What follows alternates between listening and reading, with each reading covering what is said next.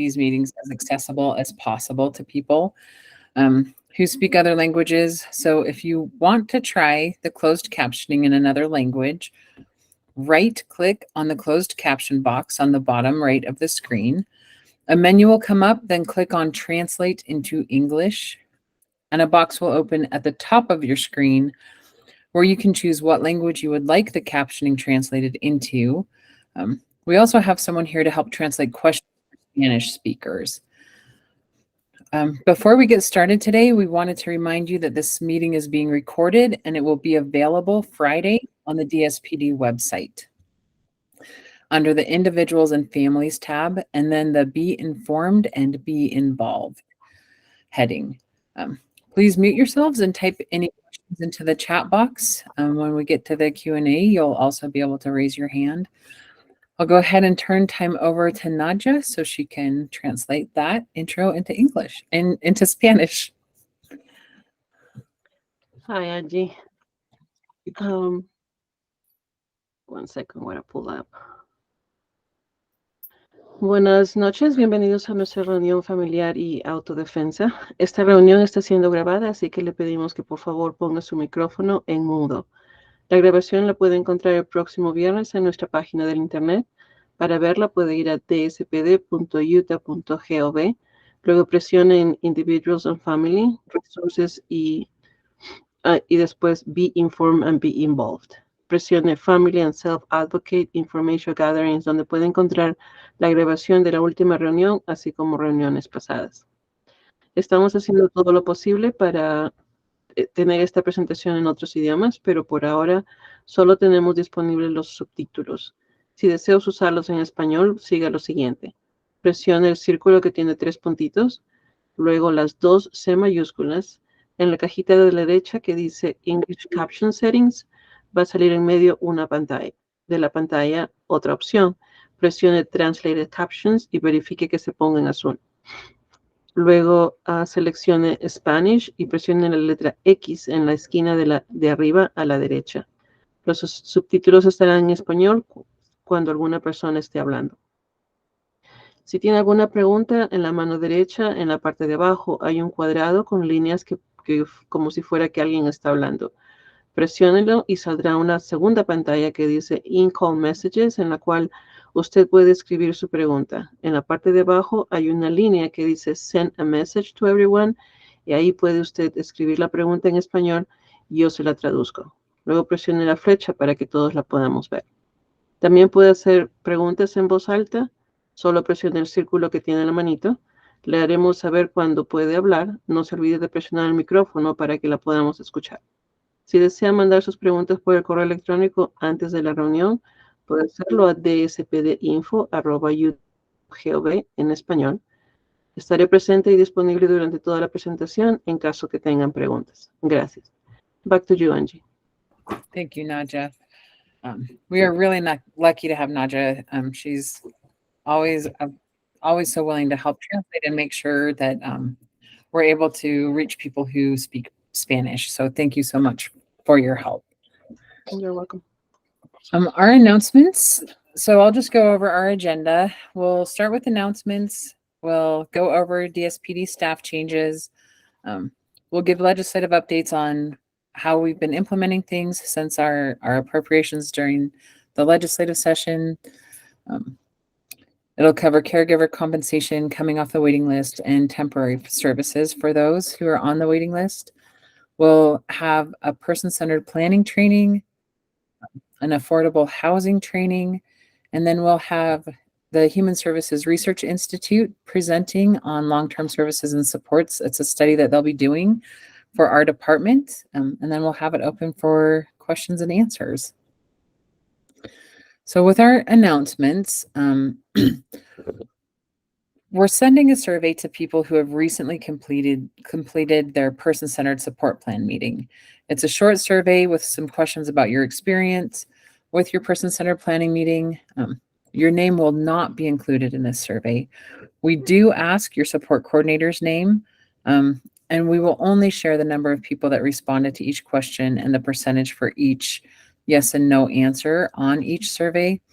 The report of the survey results will go to the to individuals, to families, and to support coordinators each year. And DSPD is going to use this survey to be able to recognize support coordinators who are doing a really great job. And we're also going to use it to work with support coordinators who may need some additional training or feedback, so that we can really stay focused on person-centered practices and making services meaningful for all of you. If you have questions, oh, I did want to mention also, if we have an email address for you, you'll receive the survey via email. Otherwise, it will be mailed to you, and you can help us in this process by making sure you have your email up to date or your mailing address up to date during your planning meeting. If you have questions about the survey, please contact the Person-Centered Planning team. We'll go ahead and put that in the chat. It's pcppilotproject@utah.com. No, .gov.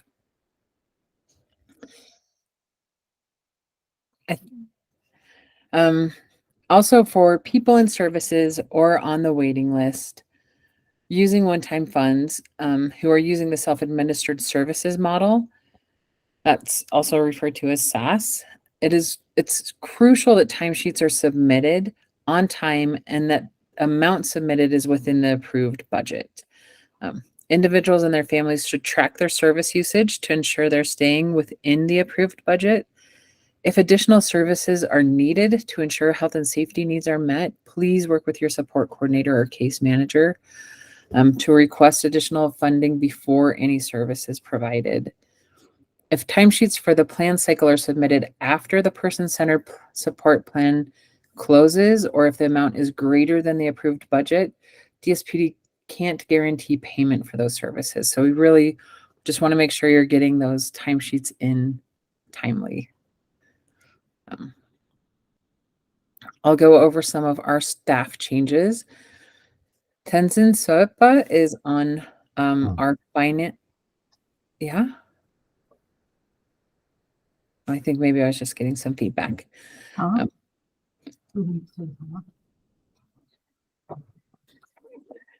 If you just want to do a quick check to make sure you're on mute, that would be great. Thank you.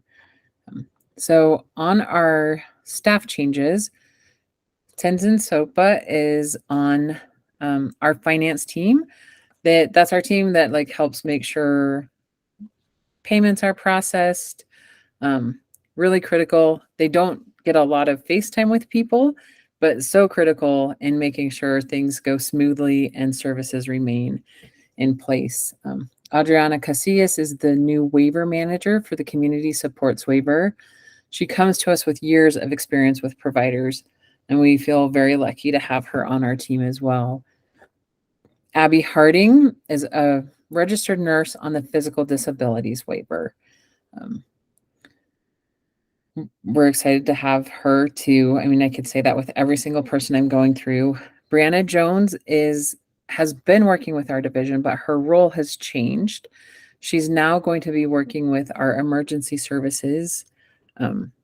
As people come into services through that, we are going to have a support coordinator within DSPD who is helping get services set up, working to get providers in place, making sure services are meeting the person's needs.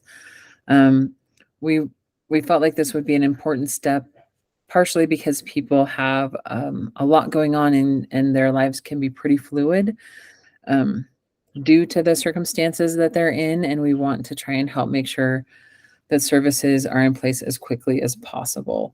She brings a lot of great experience from working transitioning into services from intermediate care facilities.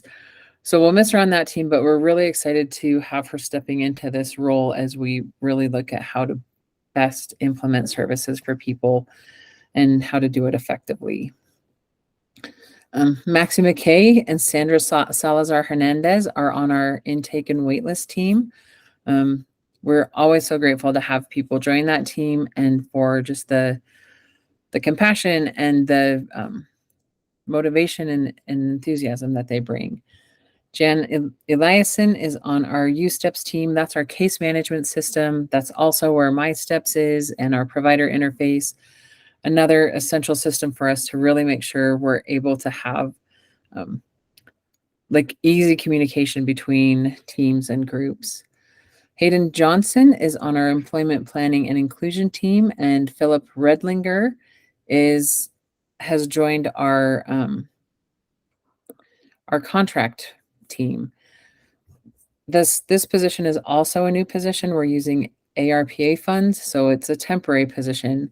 But we're very excited for the experience he brings and the role that he's going to have in helping us try to increase the contracts or resources available across the state so that we can help try to mitigate some of those barriers that people experience. On a sad note, for those of you who know Jamie Withrich, she was our assistant division director. She has gone to work for the Huntsman Mental Health Institute. It's an excellent fit. She'll be exceptional. We're really excited for her to be there. It is a loss for us because she was such an asset. We will be posting her job and recruiting for it, so we'll keep you posted as that moves forward. On our legislative updates, caregiver compensation is many people are interested in kind of like where we're at with that. It started as a temporary program during the pandemic, and the legislature approved funding so that caregiver compensation can be a service we offer ongoing. So this past session, they approved that. We're still working on finalizing the plan for how the caregiver compensation will work. We're getting close to having a draft plan to share with all of you. We'll be gathering feedback on our caregiver compensation draft plan, so please watch your email for that to review and give feedback. Also regarding caregiver compensation, many of you have probably seen a recent caregiver compensation article that KSL ran. Many people had questions about caregiver comp after reviewing this article. If you're currently in services, please reach out to your support coordinator if you have questions about caregiver compensation. And if you're on the waiting list, caregiver compensation is only available to people who are getting certain one-time services. You can contact your waitlist worker if you have questions about this. Now we'll take some time to go over people coming off the waiting list, and I think we have Jamie Douglas here. Hello. So using the funding the legislature approved earlier this year, we'll be bringing people into services in small groups throughout the year. That we will start with around 14 to 21 people that will be brought into services each month. And the first group will start receiving services in July. DSPD transition worker will contact people coming off the wait list about 2 months prior to starting services to start that transition process.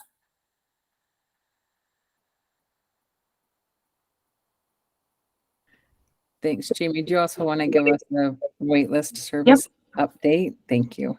Yeah, DSPD currently has 2 programs that are providing temporary services for people on the waiting list. We have our respite only program that's going to serve around 370 people. We started contacting, I think we've contacted almost everyone on that list already. That will provide around $8,000 worth of funding for these individuals. We also have our second round of ARPA funding, which is temporary services for around 664 people. And we will continue reaching out to those who qualify for this service this month.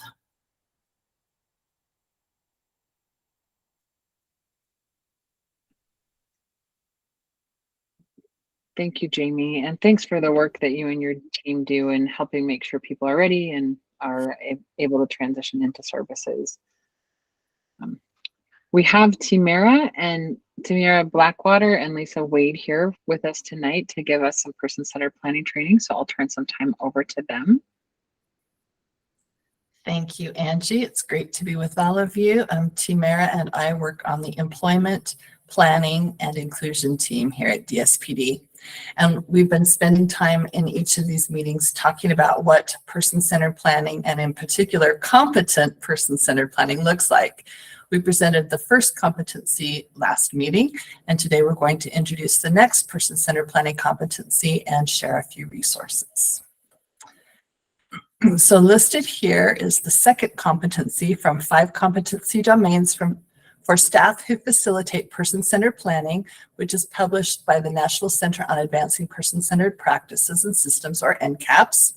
And we're going to get to hear from some team members from NCAPS or HSRI later on tonight. And you can download the booklet from the NCAPS website. They also have a plain language version, which I personally prefer because it's a little more accessible, understandable. So those links will be going into the chat. So quality person-centered planning applies the ideas that we discussed last quarter about culture and identity and language. And then it's continuing about discovering existing community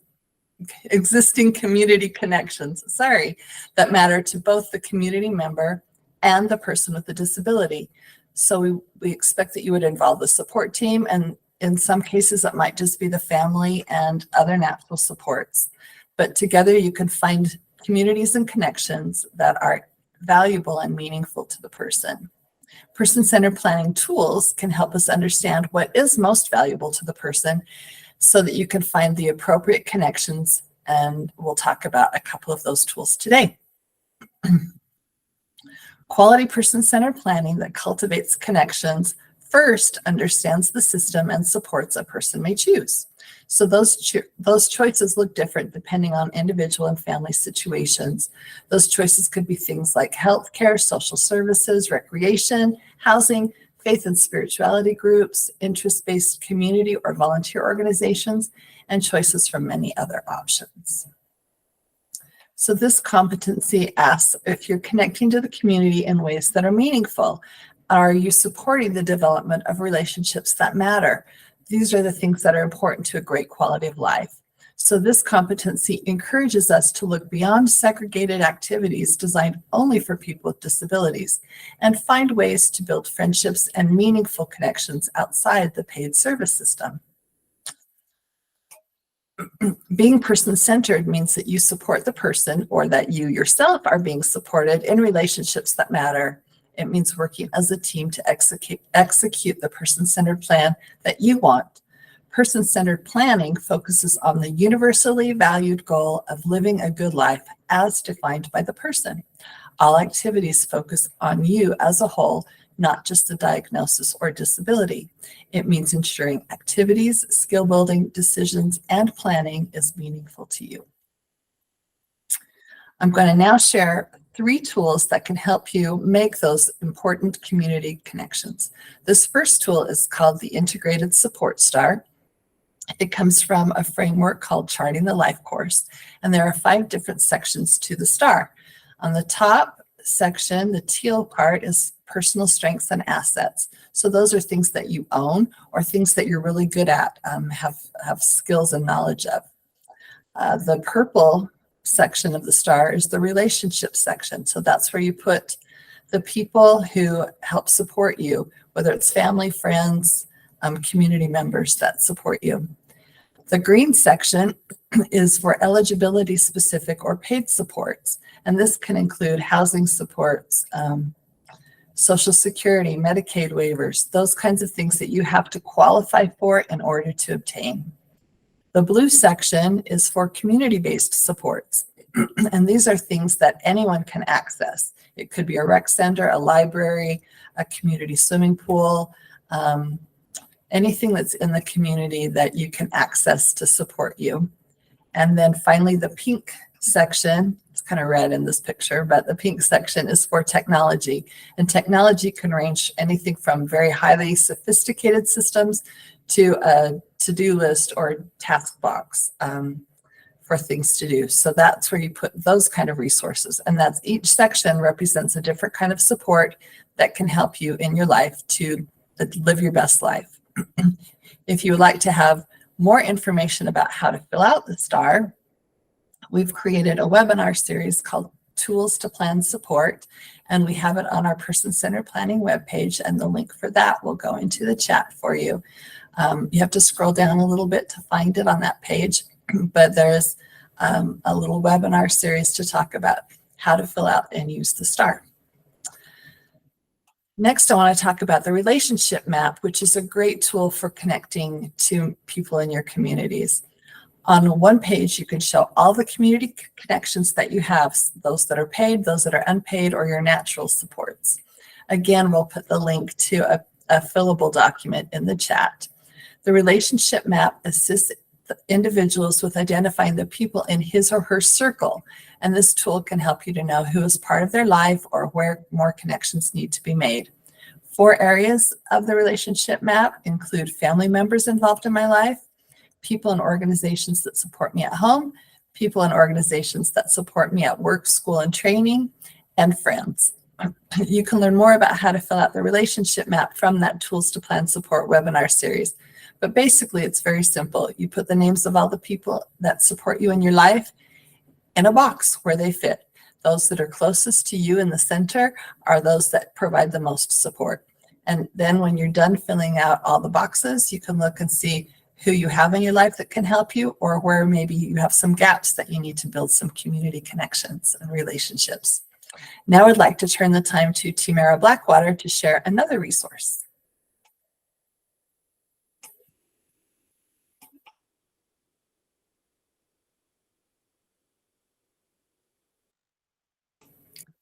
Unless she's not here. In that case, I will pretend I'm I Timara. am here. Sorry, Lisa. I had myself on mute. I'm like talking away. Sorry about that. I have myself on mute.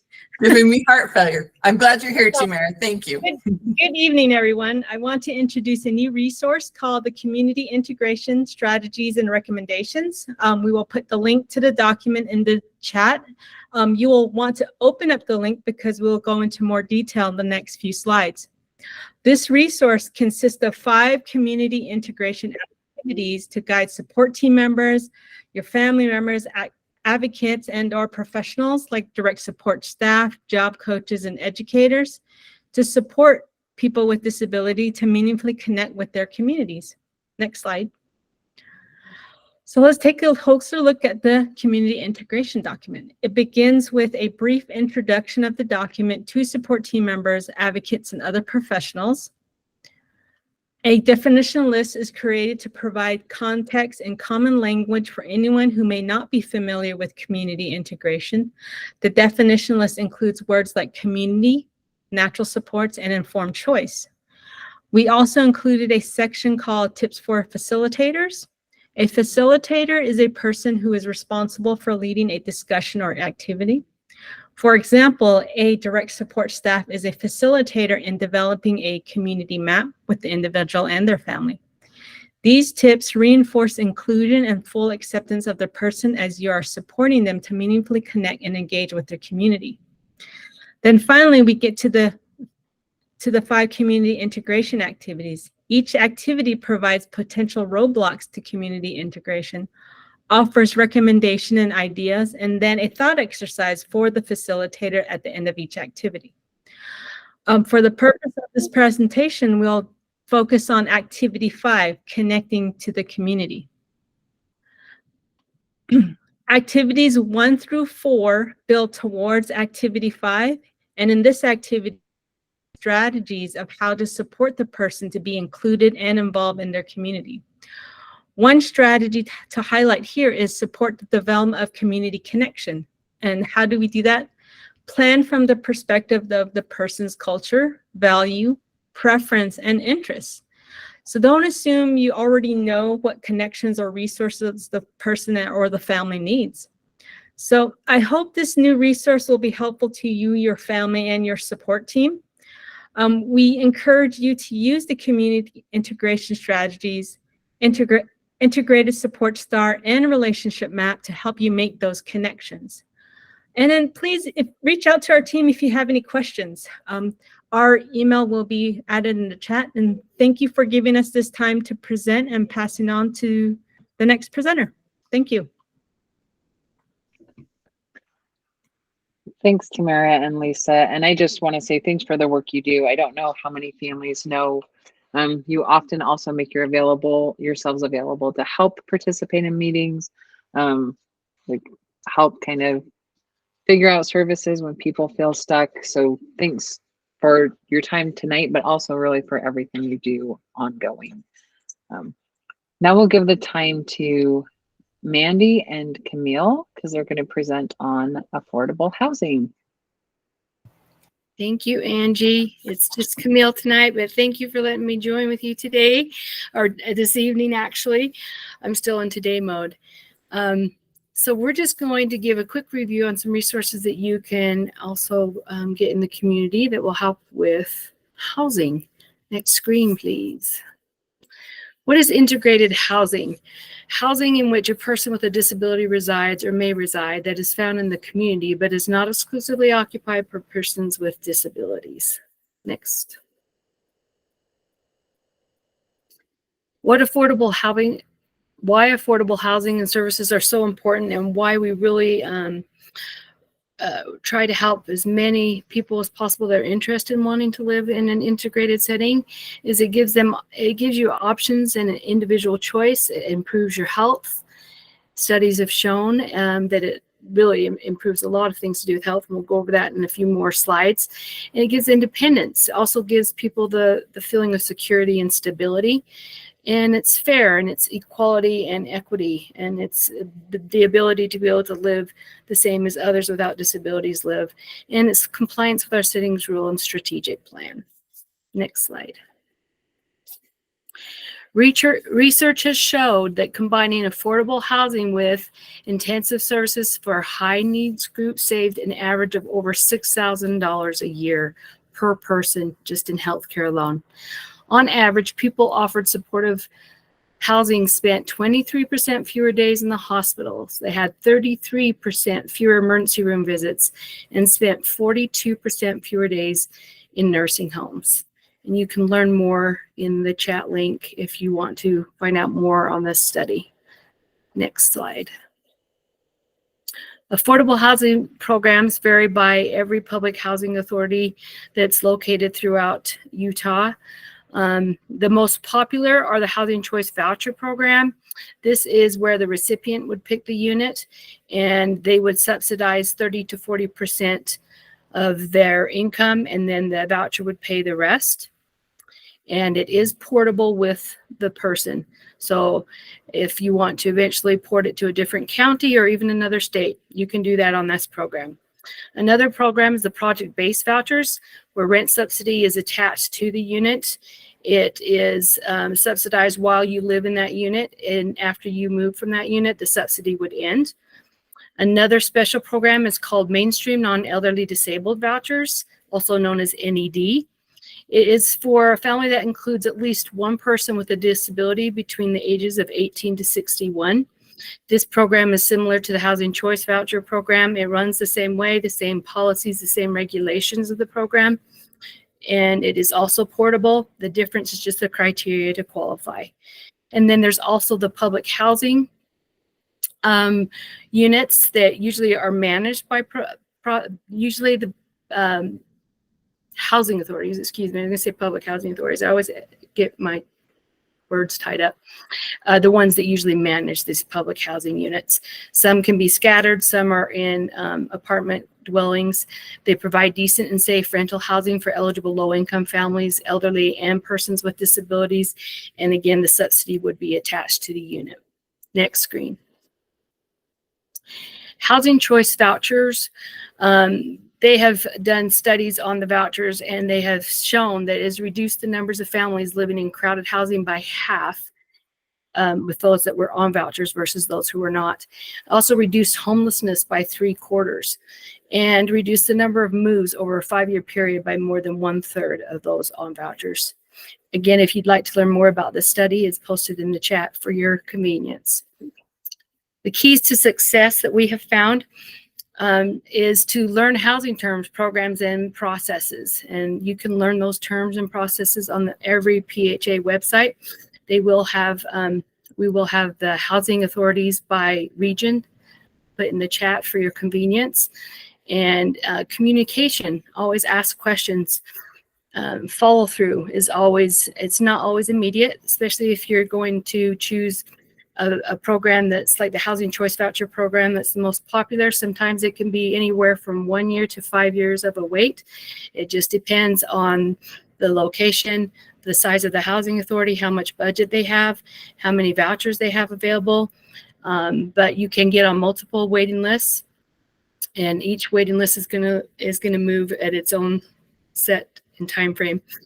Updating information with the housing agencies whenever the information on your application has changed, like a mailing address, your phone number, an email. Always make sure the mailing address is updated because most of the housing agencies are going to correspond through the mail. So if your mailing address changes once you've applied, make sure you go in and update that. You can do that directly with the housing agencies by contacting them, or a lot of them have what they call a waitlist update form on their website that you can also put that information on and submit to them.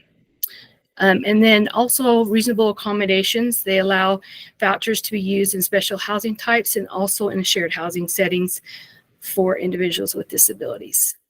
Next slide. So supportive services, it's very important to keep in mind that housing choice vouchers can allow through reasonable accommodation a live-in aid of the participant's choice or the ability to rent from family due to a person's disability. A person may receive supports and rental subsidy at the same time. Next slide. So Mandy and I are part of the housing team at DSPD, and what we do are we assist individuals and families on DSPD waitlists going through the intake or in DSPD services in finding affordable housing. And that is done through the referral through a support coordinator or intake waitlist caseworkers. We also conduct needs assessments for those that are referred to us, and we identify available housing and or programs available in the community that enable individuals to make choices in housing and also to make that a long-term goal. Sometimes living independently in the community might not be the best fit for someone at the time, but it could be down the road. And so that's a good thing to talk over with your support coordinator in a PCSP meeting and make that a long-term goal. And we also want to make sure that people are participating fully in integrated community life. And we discuss human rights, fair housing, responsibilities as tenants, and we recommend resources to assist with landlord-tenant mediation for any of those that might be having issues with landlords or facing evictions. And so that is what we like to help educate people on. And the next screen will have our contact information. If any of you'd like to reach out to us or have any questions, we'd be happy to answer any of those questions for you. Thank you for letting me take some of your time for this evening. Thanks for sharing all of that information, Camille. Just the wealth of information you have and your knowledge is incredible. And you are also someone who I really appreciate for all of the help that you give in helping finding resources, like problem solve barriers to housing and really try to help work to solve things. Okay, Nadja, I am.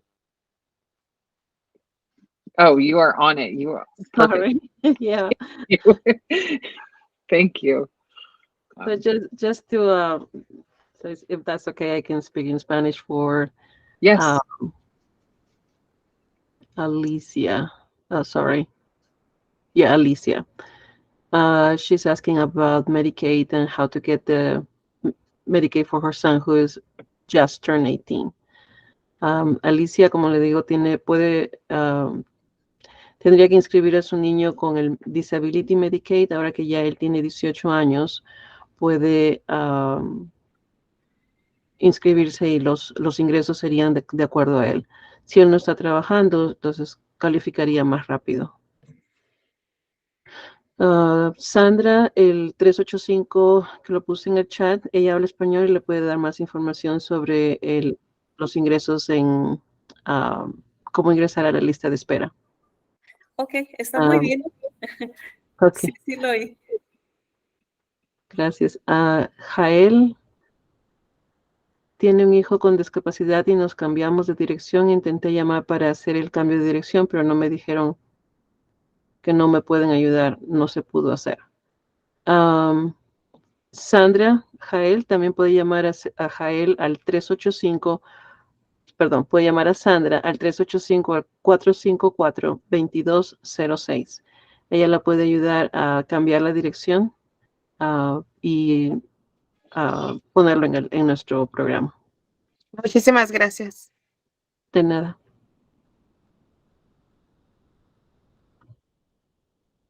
Okay. Okay, thanks, Nadia.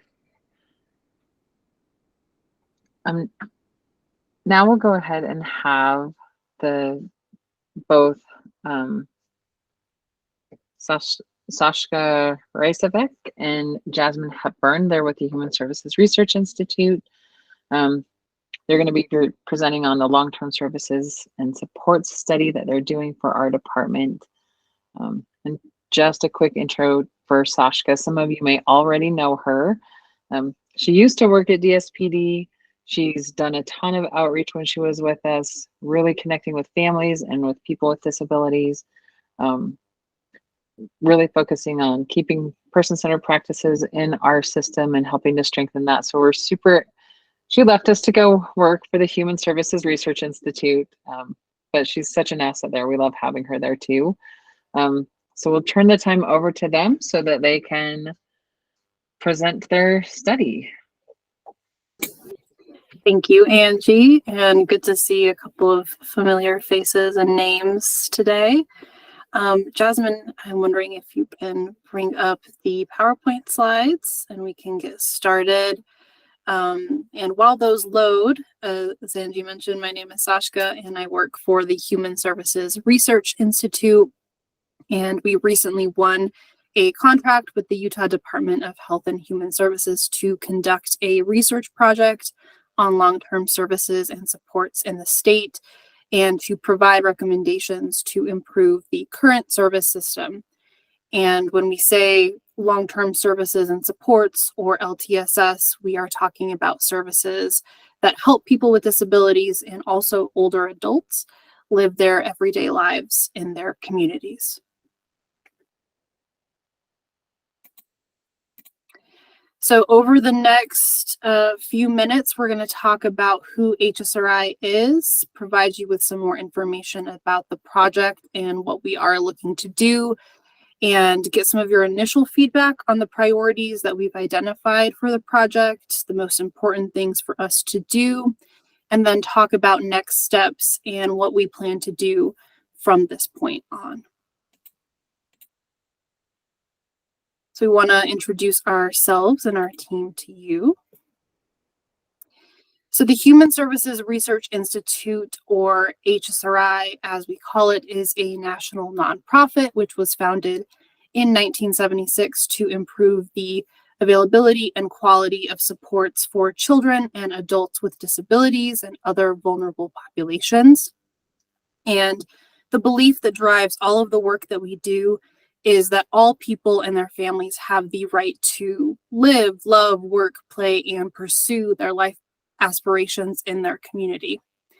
And if you are curious about some of the other work that we have done in states, we encourage you to check out our website at www.hsri.org.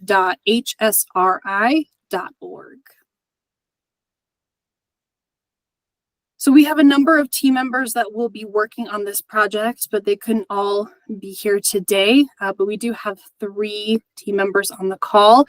I'll quickly introduce myself and then I'll turn it over to Jamie and Jasmine. I will be the engagement coordinator for this project, and I am still based out of Utah and have worked within the disability network here in the state for a number of years. So I have familiarity with the system, and like all of us, have a vested interest in doing what we can to make it the best it can be. And I'll go ahead and turn it over to Jamie to introduce herself. Hi, my name is Jamie Penner-Array, and I'm the project director for this project. I would love to be based in Utah. However, my husband forbids that move at the moment. I'm a New Mexico native, but currently live in Oregon. And I work on a number of projects that are for state disability service systems. So as Sashka said, if you're interested, you can go to our website and see some of the other kind of projects that we work on, but very excited to learn about how things are in Utah and hopefully how we can make them better. Nice to meet you all. Hello, everyone. My name is Jasmine Hepburn, and I am a project coordinator on this team. I live in Washington, but I did live in Utah for about a year in 6th grade, so this feels near and dear. If you have any questions as we go through this presentation, my contact information is here. I will share it again at the end. I'm happy to answer any questions related to this project. Thank you so much. Thank you, Jamie and Jasmine. So along with our team at HSRI, we also have a couple of different project partners. So we will be working alongside the Utah Department of Health and Human Services, not just DSPD, but also Utah Medicaid and Aging and Adult Services, and also coordinating with the Utah State University Institute for Disability Research, Policy, and Practice, and a national organization in Burns and Associates who will support us in some of the rate study work that we are going to be doing. All right, so now that you have a sense of who we are, we want to get into a few specifics about what this project really is. So the purpose of this project is to learn from you all. So people in services, family members, people on the wait list, providers, advocacy organizations, and other community members. Again, anyone who's really connected to the Aging and Disability Network in the state about what is currently going well and not going well in the service system. And we are planning to get this feedback through paid one-on-one interviews and focus groups, which we will talk about in a little bit. We are then going to use that feedback and make recommendations to the Utah Department of Health and Human Services about how to best meet people's needs using a person-centered approach, how to best structure or organize services, provide ideas for how to create greater capacity to serve more people, and also how to expand individual choice.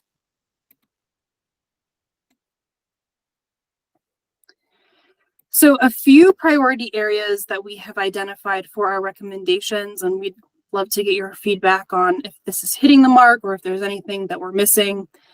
So these priorities that we've identified include people being a part of their communities, so integrated into their communities, supporting people and families to live where they want. So that could mean with family or in their own home or apartment, and connected to that, the ability for people to receive services in their own homes and communities instead of relying on institutions. Improving opportunities for competitive integrated employment, or CIE. And if you're not familiar with that term, that means that people work in jobs that are open to everyone in the community, and they are paid at least minimum wage or at a rate that's comparable to their coworkers that do the same type of work. Another priority is using a person-centered approach to support people in having choices about what services they receive, who provides those services to them, their staff, who they live with, and all of the different choices that we all make on a daily basis.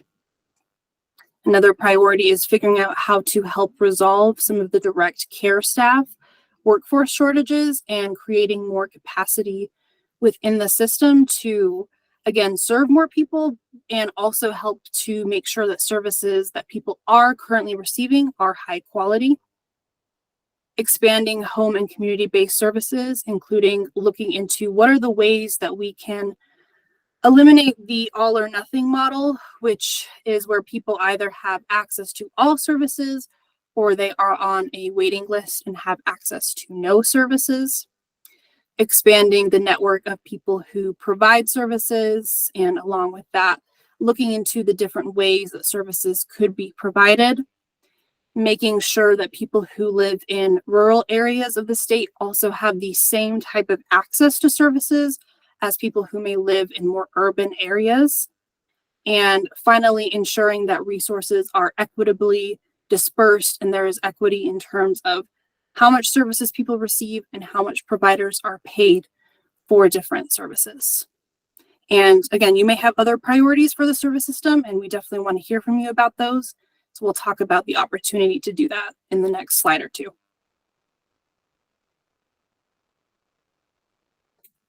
Okay, so to develop the recommendations around the priorities that we just shared, we are going to be working with a committee that is made up of representatives from the Disability and aging network in Utah to help us come up with goals and plans. We are also going to conduct a research on a number of topics related to the service system and also identify some best practices from other states around long-term service and support systems. We will also be doing a needs analysis, so estimating what the need for services is going to look like in the next 20 years. And as I've mentioned, we're going to be doing those interviews and focus groups with people in services, families, others connected to the Aging and Disability Network. And we're not able to provide all those details just now in terms of when they're going to happen, but please know that we will be compensating or paying people for their time to participate in those, just because we know that it takes time out of your day, and we want to make sure that as many people are able to participate and provide us with this feedback.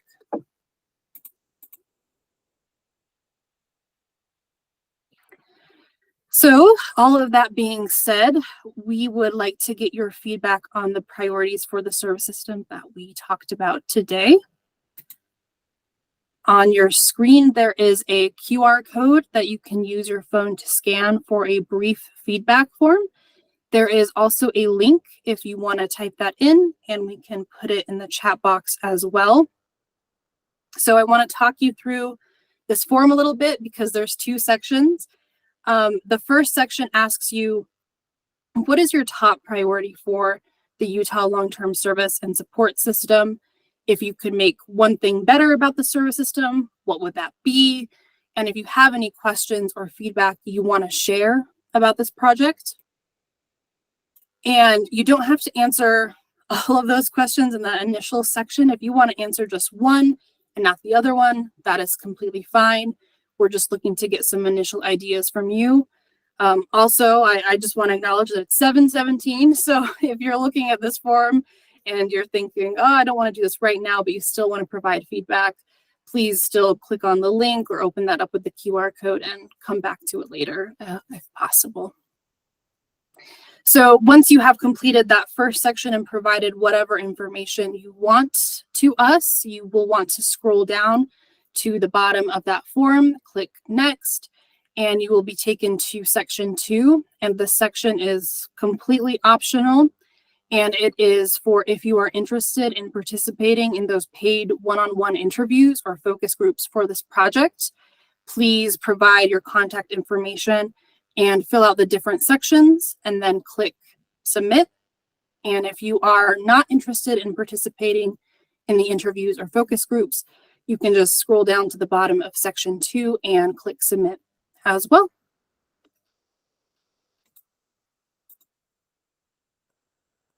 So let's talk some next steps for this project. We are still in the very early phases of this project. We just started last month. So if there are any questions, we may not be able to answer all of them in detail just yet. But on our to-do list next is to have our very first committee meeting. We're also going to begin conducting the focus groups and interviews, finalizing what our full work plan is going to look like. And then we are going to begin our research so we can develop these recommendations.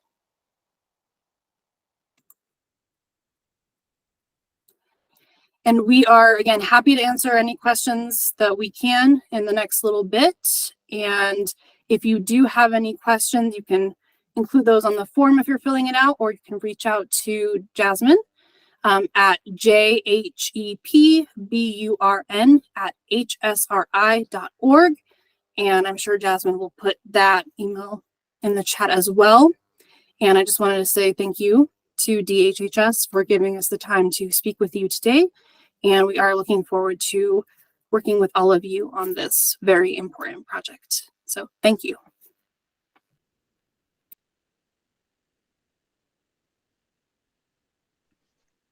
Thank you to the HSRI team. You guys did have a comment and a question come in during the presentation. The comment was, I would add to working in community a goal of getting rid of sheltered workplaces that pay sub-minimum wages to employees. And then the question was, will there be integration or sharing of the study to organizations that provide jobs, programs, and counseling as part of their nonprofits? Yes, so I do want to note, so thank you, Greg, for these comments. What we are doing on our end is capturing up any of these types of comments so that we can make sure it's included in our data collection pieces. So we'll collect the information from the form that we shared, and we'll also collect anything that you put in chat. In terms of the sharing of the study, we have yet to finalize that, but I think that we would anticipate that the results of that study would be publicly available. The recommendations would also, we anticipate, be publicly available for anyone to review and share.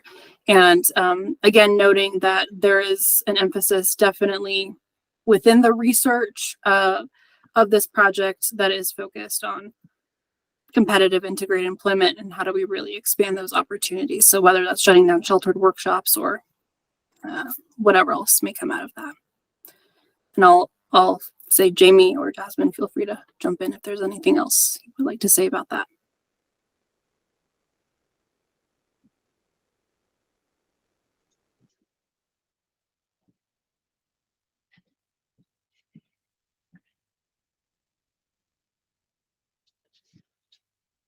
Okay, okay, thank you. Now we're at the question and answer part of our presentation. We had some questions submitted prior to the meeting, so I'll start with those, and then we'll get to the questions that came up during our meeting. The first question that we had was, what do we do if we had the SSI phone conversation in early June and haven't heard anything back yet? The Social Security falls outside of DSPD's scope, so please contact the Social Security Administration. Our next question is, we have been on a wait list since our daughter was 4 years old. She is now 18, and we haven't received any assistance except 1 week of respite care 1 year. There are some educational programs we would love for her to participate in that we cannot afford. What is our outlook? For this, please contact your waitlist worker. If you don't know who your waitlist worker is, please call our intake line at 1-844-275-3773, and they can help go over that with you. Our next question is, we are going to be moving to Idaho in 4 years. Will we have to start all over again with DSPD waiting, or is there a way to expedite the process? Each state has their own program, so you'll need to contact the state of Idaho for details about what you may qualify for and what their intake process is.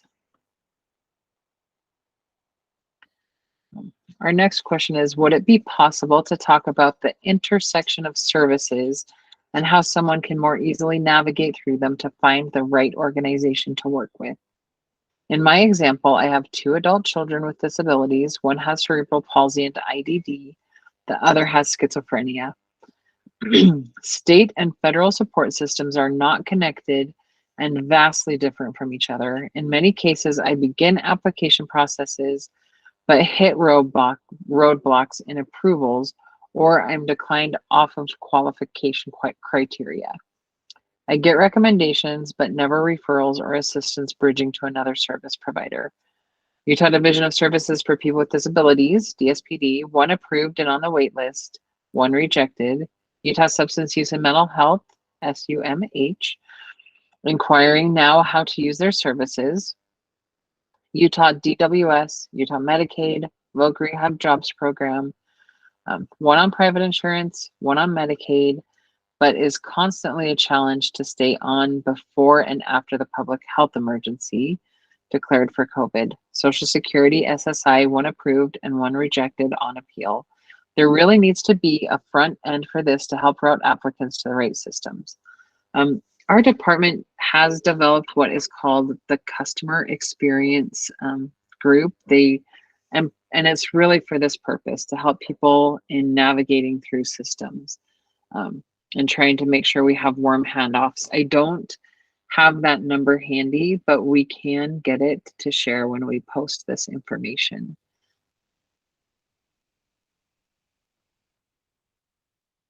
Camille, we have a question for you. It says, what does the wait time look like for the different housing programs? Well, I actually have more information on this question because they emailed me, and I appreciate that person taking advantage and emailing me. So I'm just going to share it with everyone in case anybody else has the same question. This specific location was for Utah County. And so every once in a while, we'll get updates from the housing authorities. For housing choice voucher, we're looking at 1 to 2 years out, they said. And for the non-elderly disabled program that they have, 6 months to a year out. Hope that helps.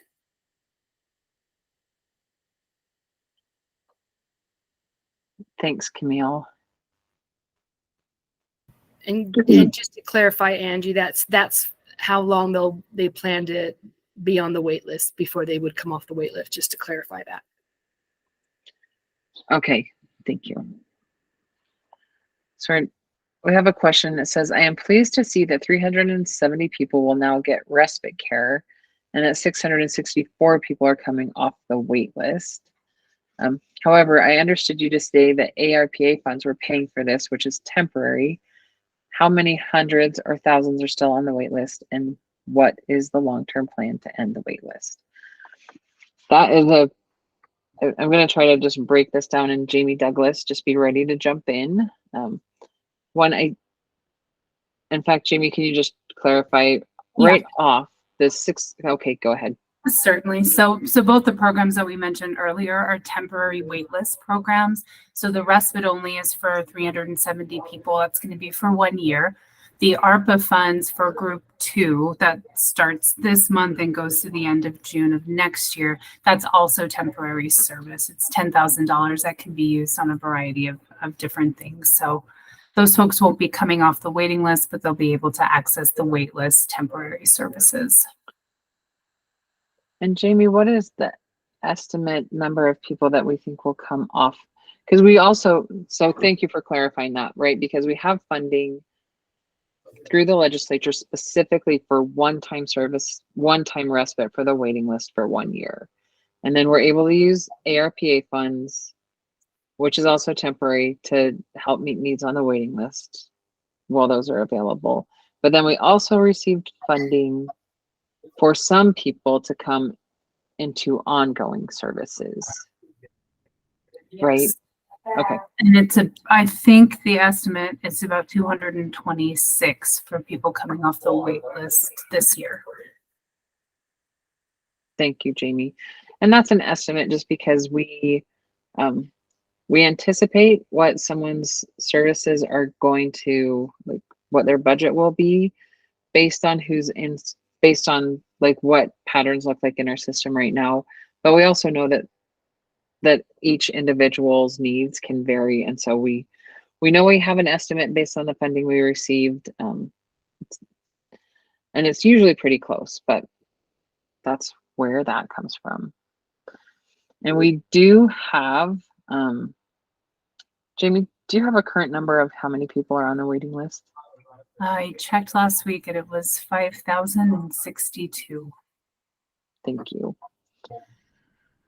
And then the question is, what is the long-term plan to end the wait lists? That is a great question. And I think there are a lot of people vested in figuring that out.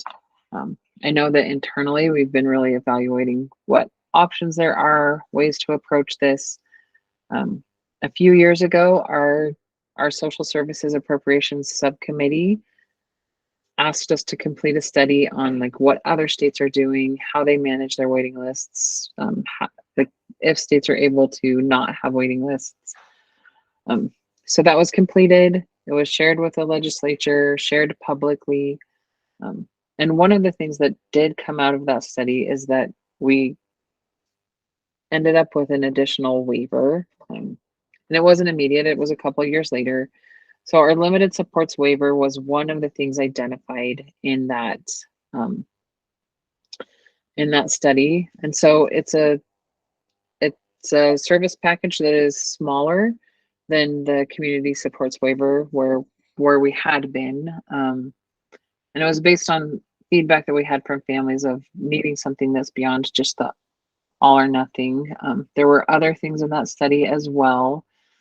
As we've been going through our settlement with the Disability Law Center, we've continued to engage with other states in like states who have eliminated waiting lists, reduced them, or just never had them to learn like what is their approach, how has that worked. And there are a variety of ways that have done it. Some of them are not approaches that really make a lot of sense in our state, because, for example, it could be that a state ends up restricting eligibility, and that's really not something we're looking towards. So what we're really looking at is how do we find solutions for who is eligible. Our committee continues to ask questions and to look at like what can be done, what are ways we can approach this.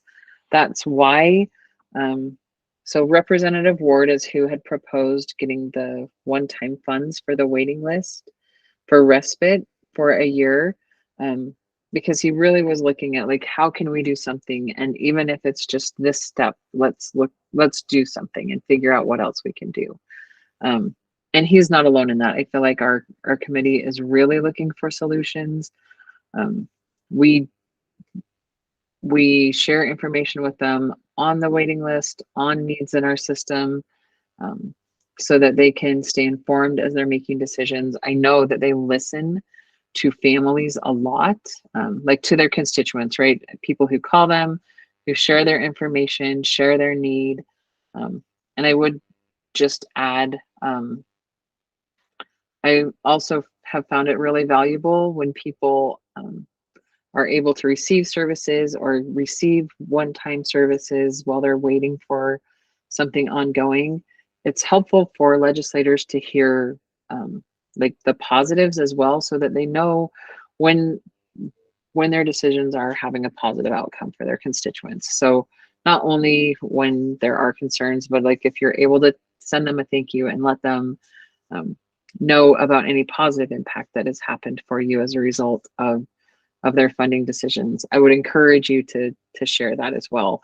I know that doesn't give you an exact answer. It is something that is a pretty dynamic conversation with a lot of people, but it is something that we are focused on. We've been working on developing a project that we can engage stakeholders in specifically to addressing the waiting list, and just ways of approaching that. And we look forward to learning things from like our long-term services and supports study, as well as, right, we feel like that will give us valuable information too.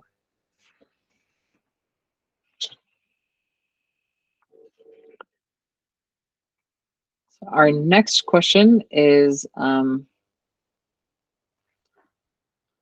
what is the role of support service companies? We are new with DSPD after years of the wait list, and we need a new support coordinator and new service providers.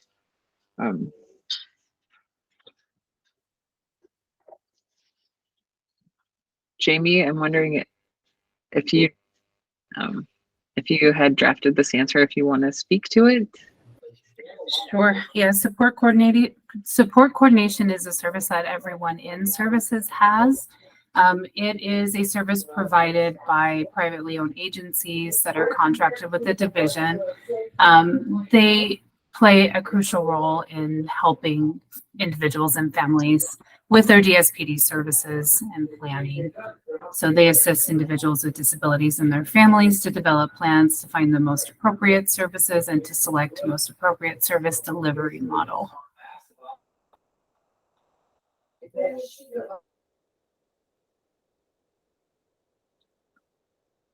Thanks, Jamie.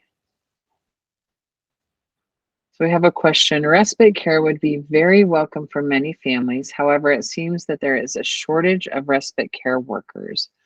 What is being done to address the problem? That is a really good question. Like we have,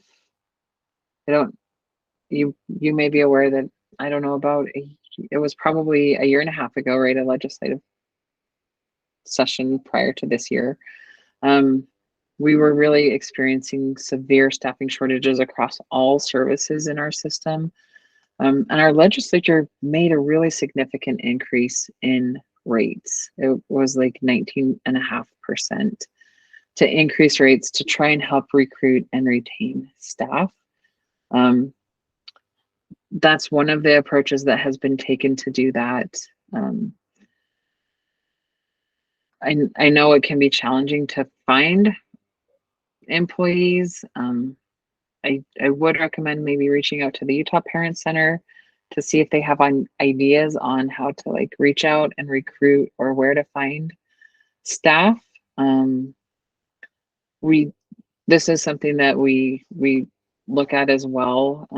Annually, we do an assessment of our system through our support coordinators, right? Through our contracted support coordinators on like how long does it take to find services. If someone's new to services or they're transitioning between providers or service types. And we're looking at like, is there a time that someone is without services? And we use this to assess our system so that as we share information and as we look at what requests we need to make, we have that information to share. So those are our steps that we take and our state takes to really try to understand as our state evaluates, right, needs across the state. I realize that's not like an immediate solution, but it is. I hope it demonstrates, right, there is a lot of commitment from many people to make things work and to make sure that our services benefit people. The next question is, I am not going to speak poorly, but my son has been at 1,100 to 1,400 on the wait list for a long time. He's 25, 3 days of respite didn't help. The waiting list is definitely, right, we recognize that there is a waiting list. We work within the funds we have, and we really do work to just try and serve as many people as possible and find solutions. I am sorry that like the resources are not enough help. I would continue to reach out to your case manager. The waiting list is dynamic, right? Because it's based on the needs assessment questionnaire, and so everyone's ranking is impacted by other people's experiences as well. But please keep that up to date, and we will continue to like work on solutions. And I would also just say, I would reach out to the Parent Center too and see like if there's anything they're engaged in or things that solutions that they've been finding, feedback they've had from other families. They're a really excellent resource for families. They are all families with lived experience, knowledgeable, and great resources.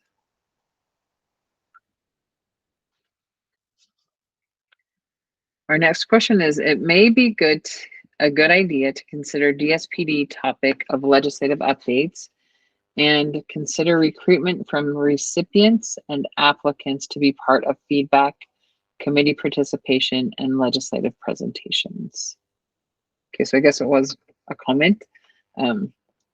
That did make me think though, we do have our Disability Advisory Council next week, and it is our like public input meeting.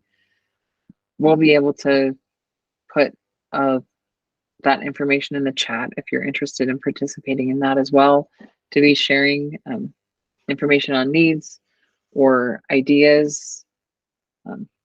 That's a way that we do gather public input and feedback.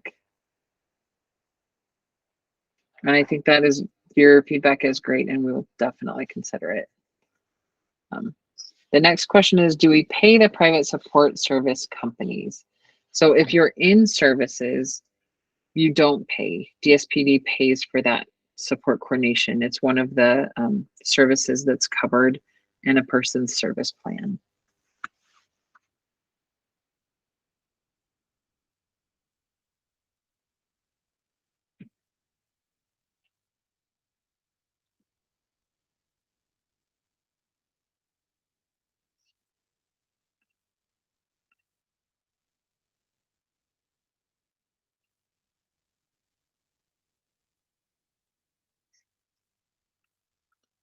Yes, Mervin.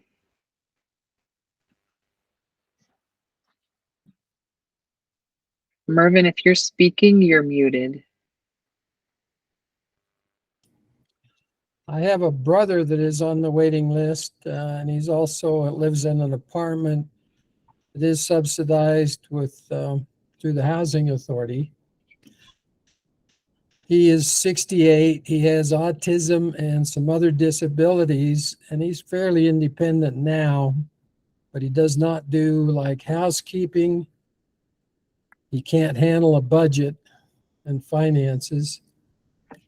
He doesn't do any cooking, and so, he'll eat something in the microwave. But my wife and I go in and support him, like once a week to do the housekeeping, and then I monitor his financial situation, basically control that. I'm 16 years older than he is. And so as my wife and I get older, we're anticipating we may not be able to help like that. And so we were thinking about maybe in a community home setting where he would have a room, but he's housekeeping, he's food, and that could be provided. Does DSPD supply that or provide that type of support? We don't have like congregate group settings. Like it sounds like maybe you're thinking along the lines of like assisted living or something Yeah, something similar like, to that. yeah, similar, yeah. Mm-hmm. Yeah, that we don't have that type of service. Okay, The services are more like individual homes, individual, right? There are small group homes, but not quite the setup that you were describing. what's a small group home like? So a group home is a place when someone's in services where you'd have staff around the clock, and they would be helping with things like meals. They could be helping with budgeting. Um, they're not quite as independent as what it sounds like your brother has. So they do have though like group homes that would Yeah, we do have group homes. that would kind of supply the services that I were thinking of. Yeah, there are Okay. services that help with whether it's budgeting, shopping, preparing meals. Okay. We have supported living as well that does that. And the hours kind of vary depending on that person's need. Okay. And do you, if we were to go out and try and find some kind of a support like that, do you know about what it costs, or are there resources we could ask about? That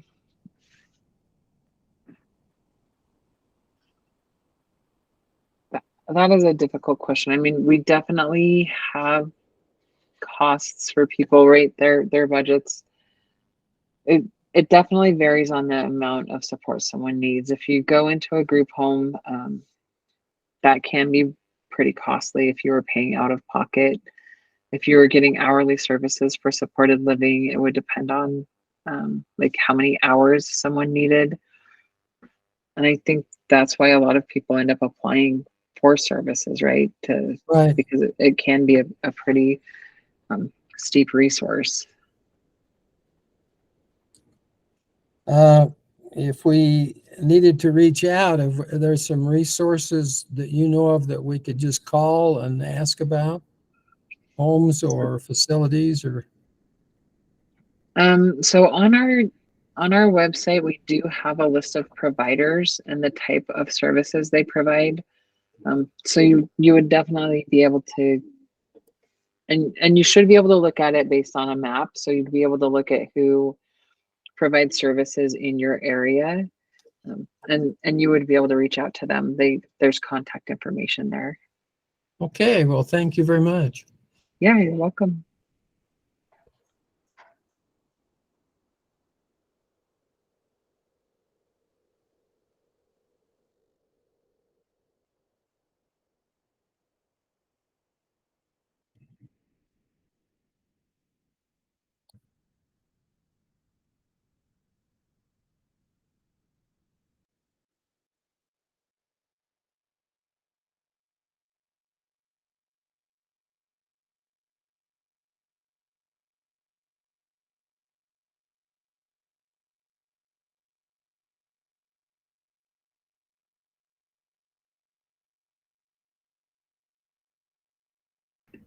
Angie, you're on mute.